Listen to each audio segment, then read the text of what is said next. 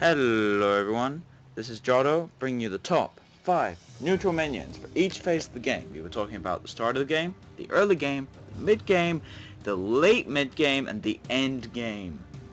So without further ado, let's get started, shall we? Cards will be judged on their performance in the main part of the game that they will be played on. Mana cost 4 and less will be judged on how useful they are in late game, because you need to gauge cards and what they can do late game as well as early game. So, start of the game, Morgan Infiltrator.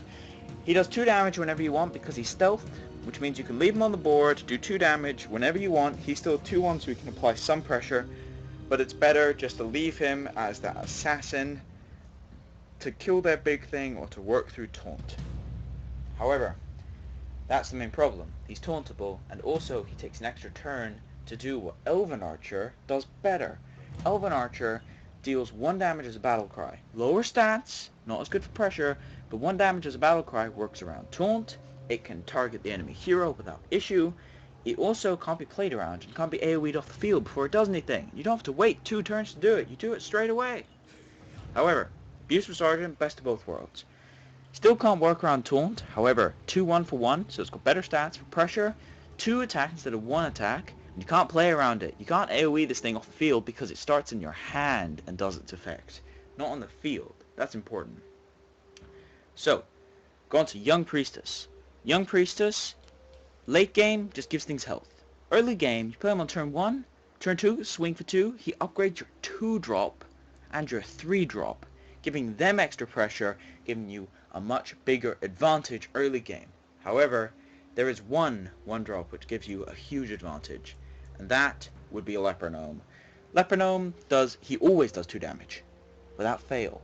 That means late game, he's always 2 damage. But he still has 2 attack, which means if they don't kill him, he does extra damage. When you look at Leper Gnome, you look at him and he's like, oh, 2 damage to enemy hero. He's the Hunter hero ability for 1 mana. However, he can also attack, which means the longer they leave him on the field, the more damage he does. Not to mention, if you go second and you trade this with their 1-drop, instead of losing tempo from them attacking you and then you having to kill their 1-drop, they still take 2 damage. You don't lose any tempo. It's amazing. However, so we go into the early game. Iron Beak Cow. Forget the stats. Beast is kind of relevant, but forget the stats. Who cares? Silence on 2 mana? Okay. I don't like you. Shut up. I don't like you. Shut up. I don't like that ability. Go away, please. I don't like your card text. Iron Beak Owl will always be good. Whether or not he's constructed playable depends on the metagame, but he will always be good without fail. That ability is too powerful. King Mukla. 5-5 for 3. 5-5 is a lot of stats for a 3-drop. Let's be honest here. The average is 3-3 or 4-3. 4-3 is being optimistic. I mean, 3-3 is the average. 5-5? That's ridiculous. However, he does give your opponent 2 bananas, which are +1/+1 to any minion for 1 mana. That, in previous times, was not a problem. The only thing it didn't work against was Big Game Hunter, because they just played both on Mukla, and then Big Game Hunter him, because he had 7 attack. But, now with Pyromancer in the format, those bananas are deadly. So Mukla fell down in rank a lot. He's still very powerful though, do not underestimate him. He's also a beast. Very useful. So we go into 3. It's another 3-drop. The Imp Master. The Imp Master will always cause pressure all the time. He's a continuous token generator. He generates those extra Bloodlust targets, extra Savage Roll targets, extra buffing targets. He just floods the board. That's his job. He fuels Knife Juggler. And he's just amazing. He puts constant pressure on the board and is very hard to remove. Speaking of Knife Juggler, no longer a 2-3, slightly weaker than he used to be, being a 3-2 instead of 2-3 because he can be AoE'd now when he couldn't be AoE'd before. He can be AoE'd now, which is not nice. However, he is still a monster. A 3-2 for 2 seems to be the baseline now for offensive 2-drops. That thing's ability though is so much offense. In token decks especially, this thing pumps out damage. You can get between 5 to 10 damage out of a Knife Juggler in a token deck. That is huge for a 2-drop. It has a huge impact that cannot be matched apart from one other card. Wild Pyromancer is so powerful, he destroyed Standard. This card seems to be the card that doesn't get as much recognition as he should be. People don't realize the potential on this card. It's a 3-2 for 2. That's about standard. Its ability, however, forget its old ability, it was Spell Knife Juggler. This thing wipes boards single-handedly. With bananas, for example, it becomes a 5-2 that goes off twice and does a 2 damage Hellfire. That is insane. And not to mention, you use other AoE, Consecration becomes a one-sided Hellfire. Blizzard becomes a one-sided Hellfire that freezes. Hammer of Wrath becomes a swipe that draws a card. Frostbolt, swipe with freeze. Arcane Explosion, its power is doubled. It looks like spell power, but it's AoE spell power.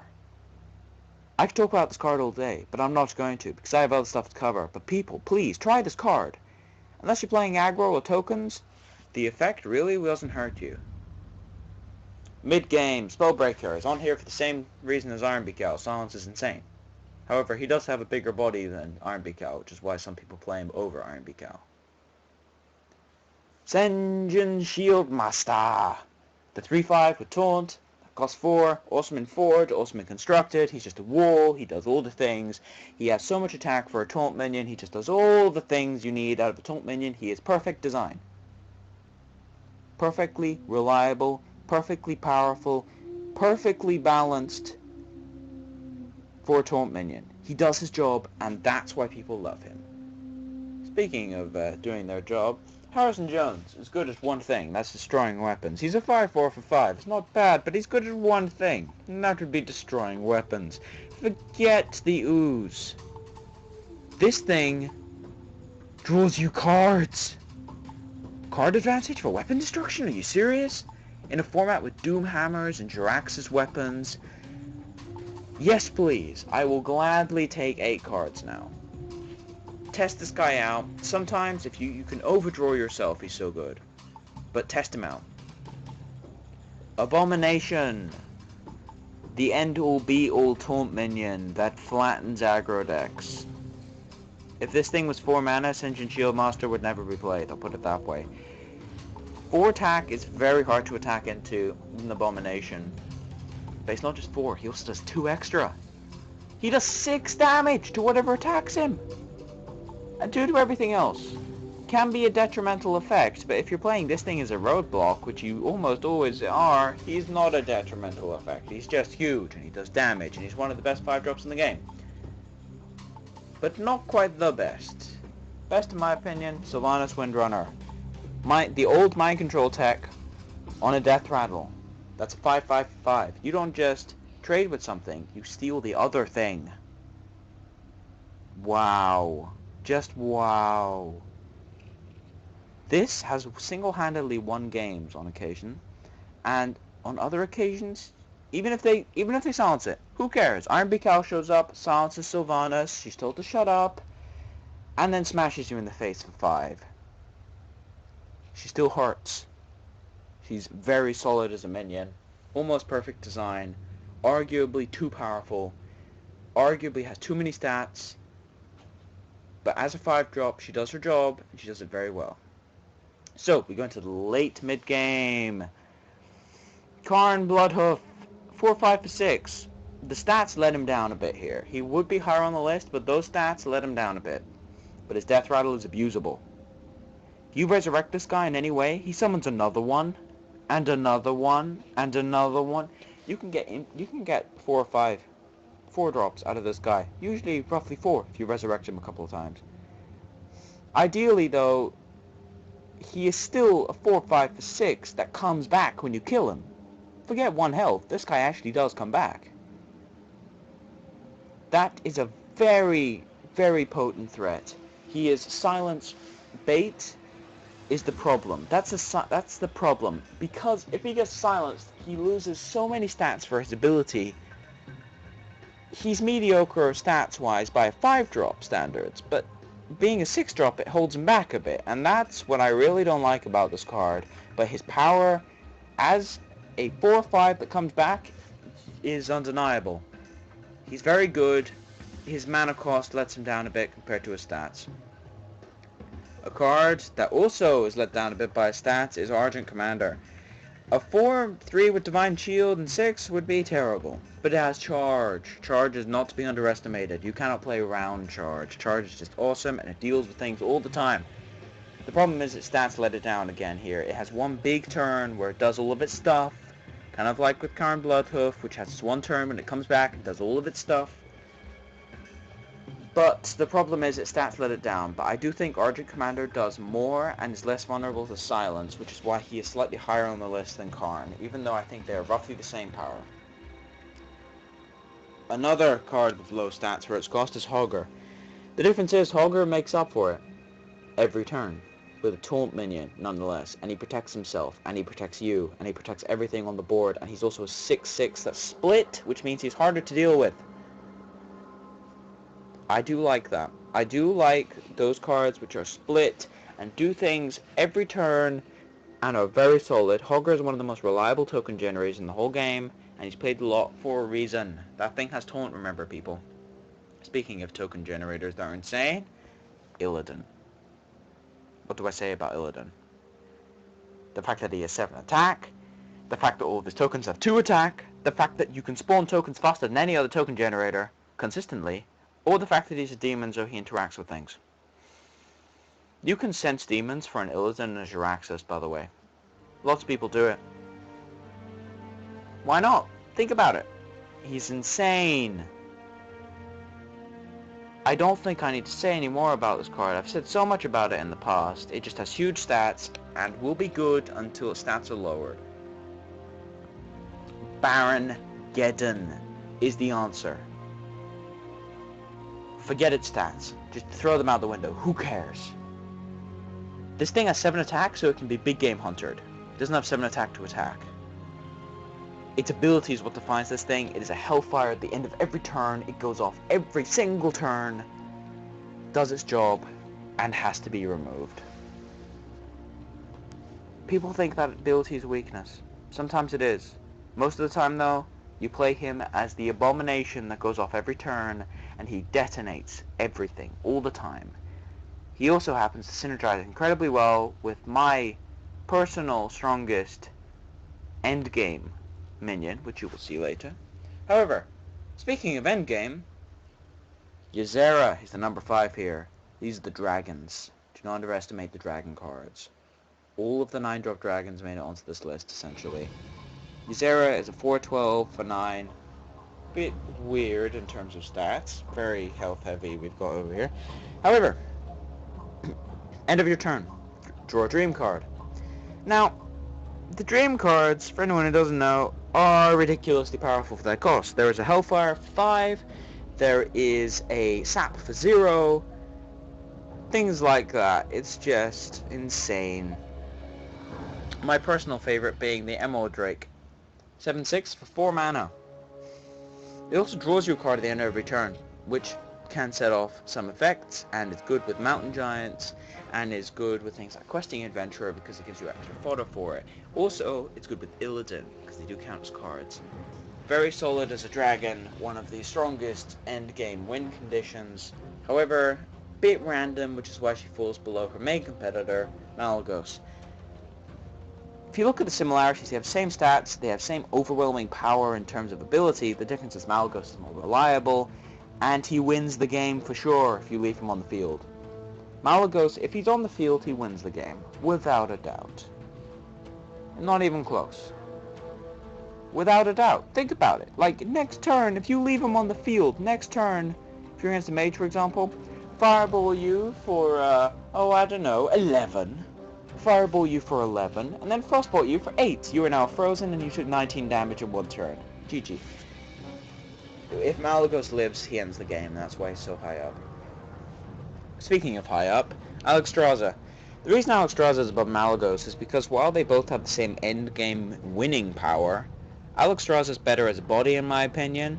I do prefer 8 attack instead of 12 health.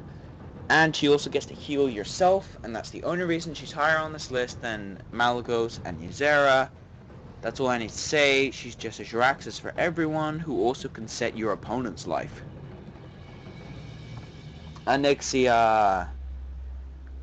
Arguably the most powerful dragon. Extraordinarily powerful. Those whelps do work. The main reason she's so high up is because Onyxia is vulnerable to single target, the whelps are vulnerable to AoE.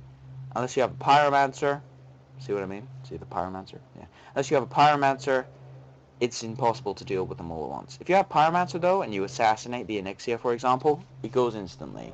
Other than that though, there aren't very many ways of dealing with an Onyxia, apart from the combos like Quality Consecration. Very powerful, game winning. The reason she is not number 1 is because she does nothing on the turn she comes out. She just floods the board. This next card synergizes very well with another very powerful card called Baron. Also clears the field of most 2-drops with Baron and clears the field of everything large. I think you guys know what this is at this point. It is Ragnaros the Fire Lord. Now, Baron was good with Ragnaros because he kills everything small on the board, and then Ragnaros hits the enemy hero for 8 consistently, or just kills whatever survives. Ragnaros, late game, early game he'd be terrible, like Demolisher, but late game, he does it at the end of turn, which means he always goes off at least once, and that activation is insane. It either does 8 damage to your opponent, or kills something huge. Ragnaros can successfully kill Alexstrasza and Onyxia in one hit. And you've got problems with Malygos or Ysera? Okay, I will take out most of their health in one hit. Therefore not a problem anymore. You only need to do 4 damage to those things to kill it with Ragnaros. Ragnaros also comes out a turn earlier, so he goes off twice by the time you get to use those things. He just does so much damage, he needs to be removed. The only weakness this card has is to Mind Control, because he goes off after the Mind Control. He has his persistent effect, and he doesn't get Summoning Sickness effectively. The other reason he's so high up is, unlike the rest of the dragons and such, who if they get silenced, there's a problem. With the exception of Alexstrasza and Onyxia, which is why they're so high up, they're basically immune to silence. Ragnaros is one of the only cards in the game, the other one being Ancient Watcher, that actually benefits from being silenced. You silence the Ragnaros. Okay, you can navigate him with Taunt now. He can also attack whatever the hell he likes. Don't underestimate the 8/8 for 8 underneath that ability. It's still very powerful. Do not underestimate Ragnaros. That is a mistake lots of people have made and has lost them games. Anyway, hope you enjoyed the video. This has been Jotto, signing off.